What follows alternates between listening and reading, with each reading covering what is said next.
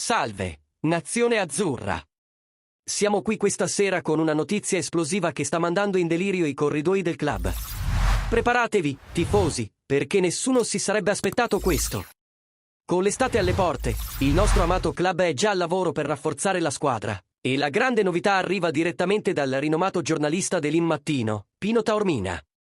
Prima di immergerci in questa notizia di mercato, non dimenticate di lasciare il vostro like su questo video e iscrivervi al nostro canale di notizie.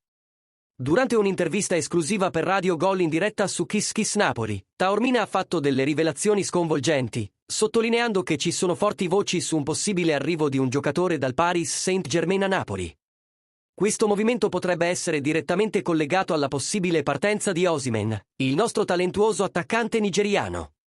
Con il PSG in fase di ricostruzione dopo un'eventuale uscita dalla Champions League, alcuni giocatori potrebbero essere disponibili sul mercato, e il Napoli non vuole lasciarsi sfuggire questa opportunità. Tuttavia, Taormina ha anche evidenziato l'importanza del nuovo allenatore per i futuri acquisti del Napoli.